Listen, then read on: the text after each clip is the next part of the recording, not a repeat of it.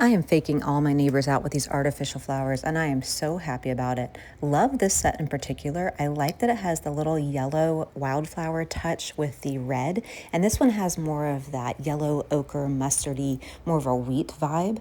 It comes really tightly packaged, and when you get it, you just need to separate the wires. The more organic and natural looking and whimsy, the better, in my opinion. And then it has a solid plastic base. I just shove it in the dirt that I have, and then you can kind of repeat. It has 12 of these in all. They're about 12 inches long. They go about 12 inches wide, just depending on how much you want to space them. And I really don't think you can mess it up. I just shove them in the dirt, and this is the third option. It's more of that brilliant red orange. But when they're all integrated together, they fill in this 14-inch pot quite well, and I have some left over.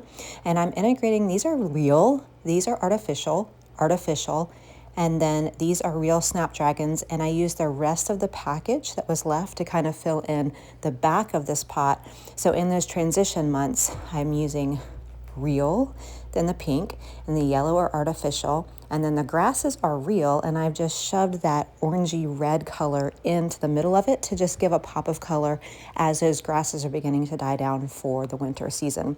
So I really like the integration of the living and the non-living. I think it makes it the most realistic. I've had some of these plants up to 6 months, and I do like how they integrate together, the artificial and the living. They just really add that pop of color from the street that I was hoping for. They're doing great in all the weather that we've had so far, and I feel like they're just such an easy way to transition in a beautiful and affordable way. If this was helpful, please give it a like so I know to make more videos like this.